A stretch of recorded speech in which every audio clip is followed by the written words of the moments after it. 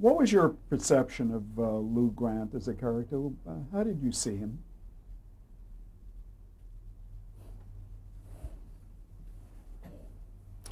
A better man than me, McGee. Uh, he's a good guy. What were his strengths? Honesty, Straightforwardness? love,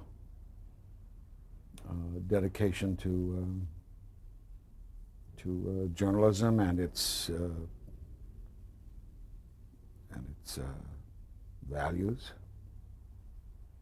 What were his weaknesses, do you think? Too trusting.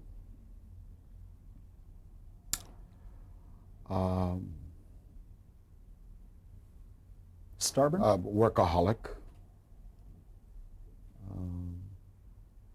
Stubborn, sure. Not hidebound in some respects, so that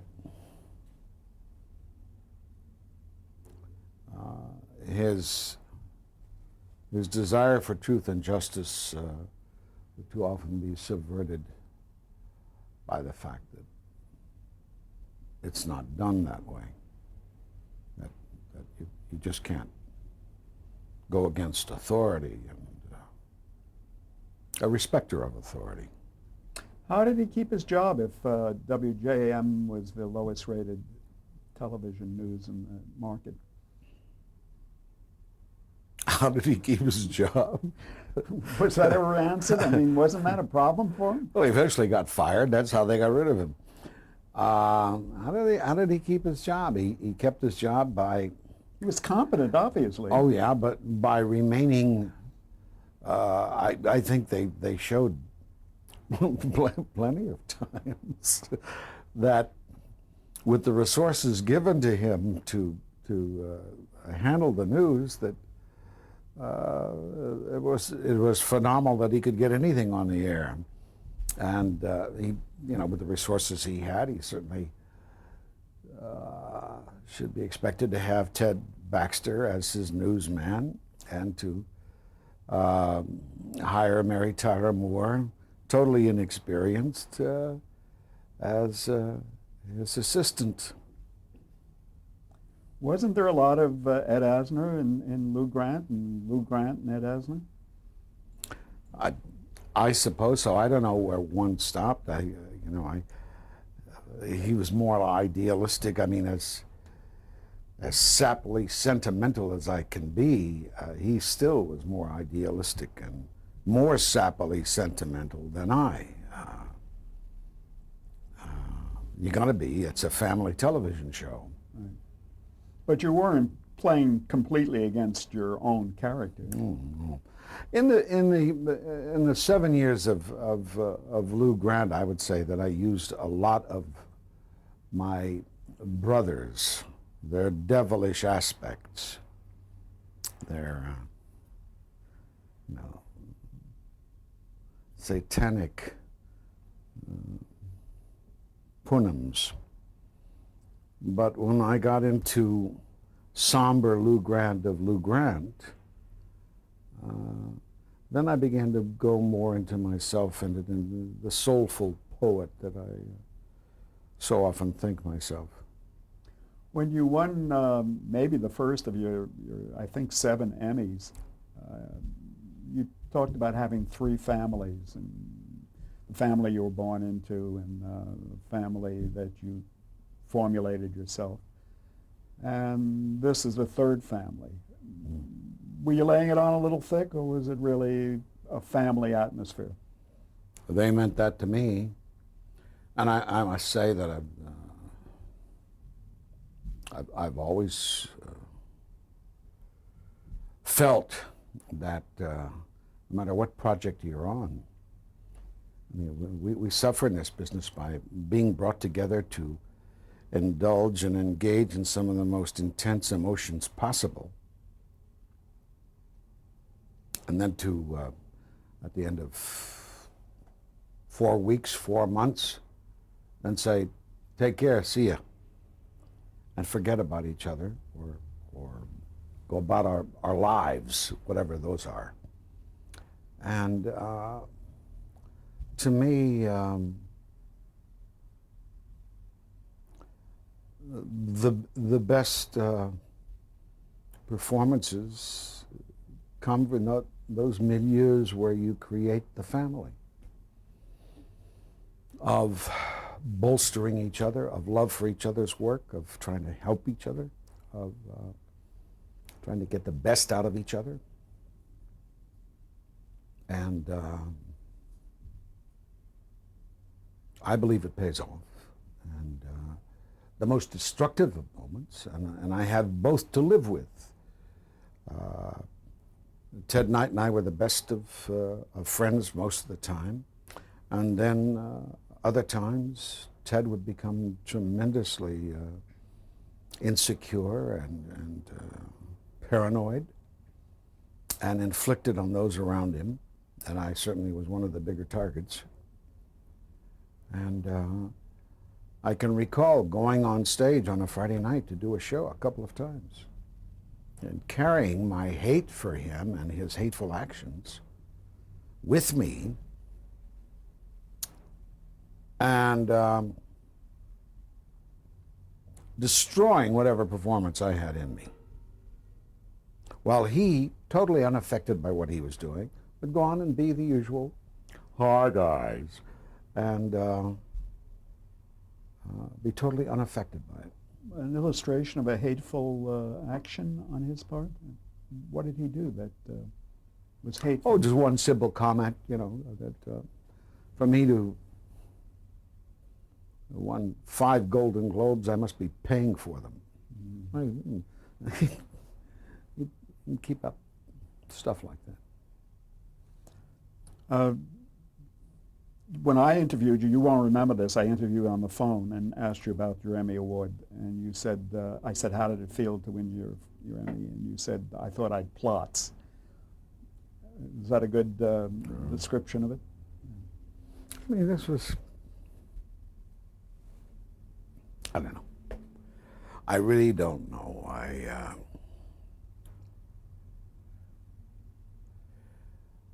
I don't think I'll ever win another award. So that's the feeling that I had at that time. Yeah, I wanted it. I didn't want to cross anybody. I wanted to keep everything the sweet, happy family. And it resulted in awards. But then, since I became an individual and have made a few of my views known, I don't think you'll find the unanimity for it, Asner, that we once felt possible. I want to get to that in just a little while. Did Lou Grant's character change through the course of the show? Mm-hmm. In what significant way? He became less clownish. He became more headily humorous. Jay Sandridge said of me that He was the director. The director of most Lou Grants. He said of me that the nice thing about me was that I couldn't do anything asked of me, funny or no,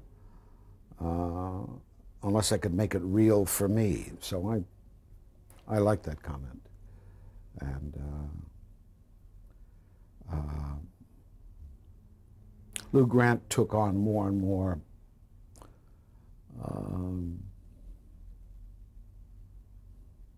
personal, vicissitudinous occasions as the show went on. With his wife leading him. What about his drinking? Is that a problem? Sort of went with the job, didn't it? Went with the job, and and it's traditional for the job. But in the 7 years we did marry, and of course there was less and less of that drinking, as opposed to that first show where I say, "You want a drink?" And she says, "Brandy Alexander." So that when we were preparing Lou Grant, the Hour series, and happened to discuss booze, having a drawer for the booze, producers said, no, we're getting away from that. So opinions changed on that. Well, the times changed. Yeah. You can't go in a restaurant now and find too many people ordering hard liquor. It's mostly wine, mineral water. You mentioned the divorce. That was very memorable from that series. In keeping with Lou Grant's changes in life, that wasn't just gratuitous. No, I felt very badly for the actress. I believe she's Priscilla Morrow. I think she's passed on, I think. Because she was brought on, and no sooner was she brought on than she was sent on her way. I felt so sad for her, but it gave them a couple of great stories to write. It was really a mixture of comedy and drama, really. Yeah. When, One of the best examples of that, and one which I enjoyed enormously, was the one where Mary fibs on me and reveals to Gavin that I slept with Sue Ann. And it allowed me to go into territory that I had not been in with Mary before, and that was to say, I'm not your friend anymore. I played it to the hilt, and she took it to the hilt, with occasional comedic wailing outbursts. And it was a very good combination of laugh and cry. that's what gave it substance, I think. You mentioned Jay Sandridge. Why was he one of the regular director? Or what did he bring to the show? What are his special talents, do you think? He's a martinet. You mean that as a compliment, or? Yeah, well, there are the times that I wanted to punch the martinet in the snoot, but, over time, I mean, he used to delight and relish in it. But third year of the show, we got a new cameraman in, and he and I were jawing at each other, Jay and I. And Bill Klein was the cameraman's name. And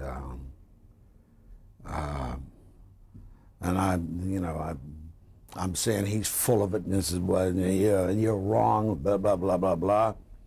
And finally I left in a huff, walked off the stage or whatever. And Bill Klein went up to Jay and said, are you crazy? He's gonna push you through the floor. Why are you doing it? I bet you 5 we're having lunch together. And we do. Are you friends to this day? You don't think I'm going to let you get away without discussing Chuckles Bites the Dust? Certainly the one episode that everybody recalls, and another one that will be replayed forever, it seems to me. Discuss that, if you will. I mean, Well, this shows you where the great Jay Sandridge wasn't always right, I'm delighted to say. We came to the end of whatever season that was, 5th or 6th, I guess. And there were 2 shows left. And Jay had a vacation coming for one of them, and he could pick and choose which show he wanted to do. So the cast all read Chuckles and just loved it. And amazingly, we turned around and found that Jay chose the other one to do. And we said, why? He said, I don't know, it just doesn't get to him. So we go ahead and they hired Joan Darling to do it. And we start the show, start rehearsing, and all the jokes are about death and passing on and everything. And get a little worried because our crew was a little elderly, and they were not chuckling too loudly. at this particular show. I'm very worried about it. You know what? Finally, we got to Friday and do the run-through before the show in the afternoon. And we finished the run-through. And Alan Burns comes down and says, I don't know what we're going to do. He says, we're about, it's either 5 or 6 minutes short. And he said, and this show is so nicely, tightly written. David Lloyd wrote it. I just know what we're going to do because we'll have to come back after a hiatus and add another scene and do another scene. And we went, ugh. Because we believed in the perfect roundness of the show. And we felt that what could you add in a scene that's going to fit and belong?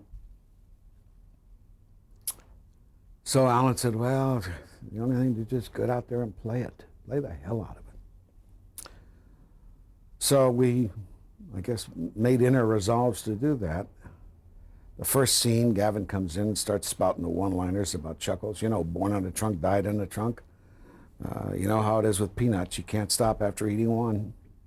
On and on and on.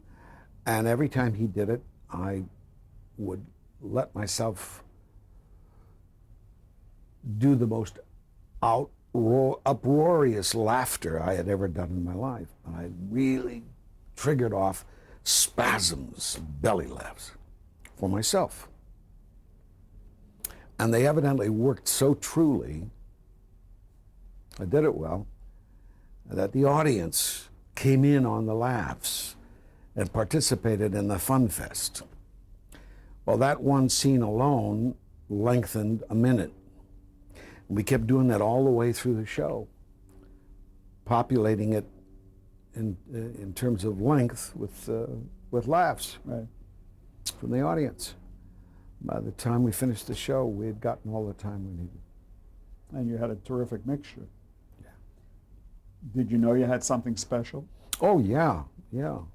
But it seemed to us like only the cast prior to doing it, that only the cast felt it was a special show.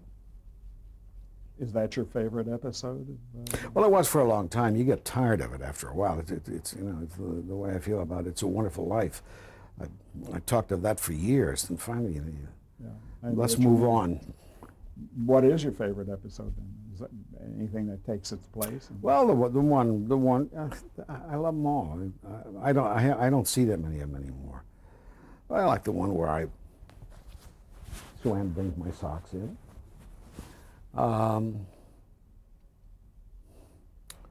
Another one. But what about the final episode? What was the atmosphere on the set for that? Very sad? Well, sure, it was very sad. We were all going off to bright new futures, we hoped. Did you consider that you did have a bright future after that? Yeah, I already had a show. That's the kiss of death. I mean, you're successful in a series, and it's hard to go on from there. I found out that many times. But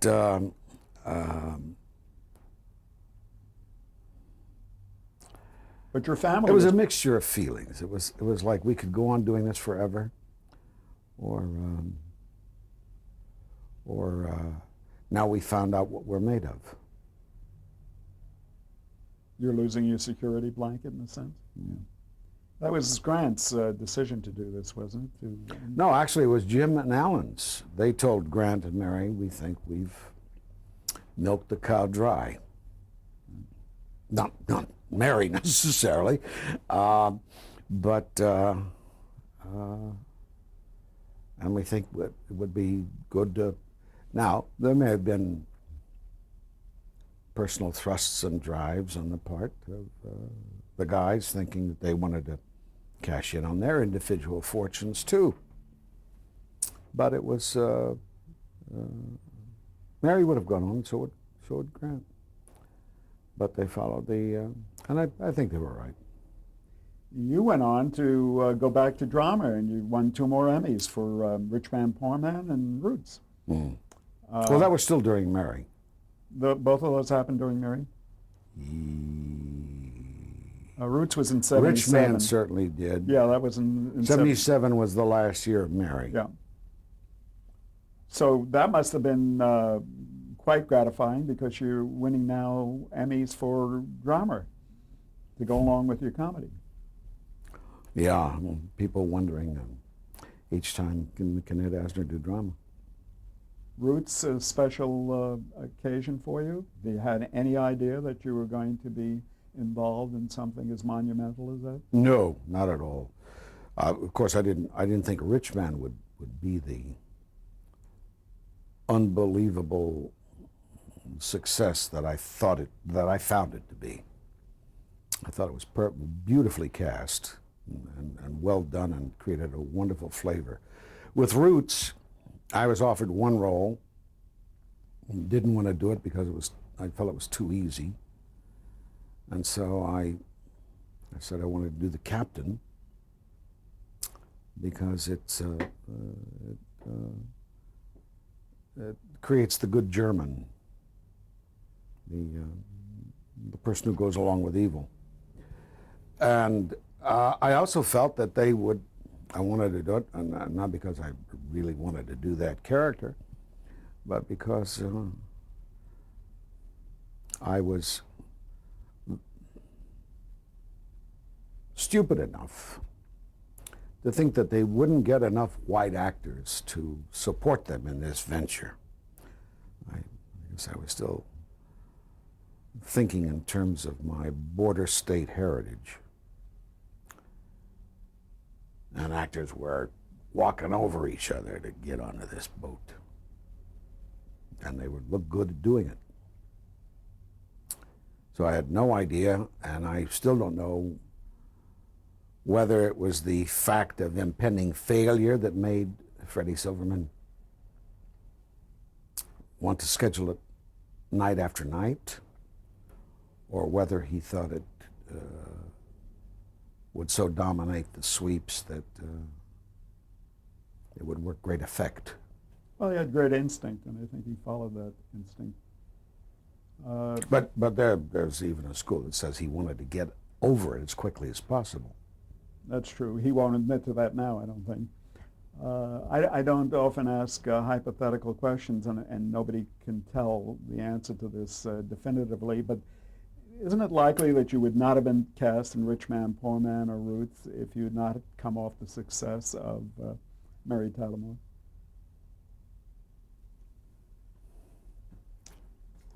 You're suddenly a name now. Well, I definitely am a name, but oh my God. He was the producer of Star Trek. Gene Roddenberry? No. John. God. The exec of Rich Man, Poor Man. I don't know. I guess I had met him. But I was his vision of Axel Jordache. And I said no to it once. Not because I wanted to. I wanted to do the role desperately. I was amazed that anybody saw me as that character. But said no to it because my agents said, if we take it for the money they're offering, I mean, it will redound against us because it's below your salary. And Jay even said, I think it was Jay suggested, go and offer to do it for nothing. Just That to do good it. a role. Yeah. But for some reason, the agents said that would not be good, or they said they couldn't do it that way. I don't know. And we actually said no, and I was heartsick, really heartsick. And then 2, 3, 4 weeks later, they came back and they found added a little more amount of money. did it. And David Green directed our segments. And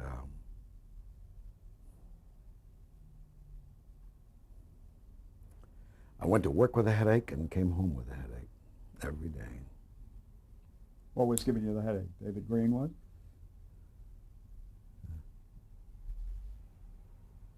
So I think that, and most of the men in the show, I have no idea what Nick Nolte felt like. Most of the men in the show felt that way. What was it about him? Murray Hamilton couldn't, you know. What was it about him that was giving you the headache?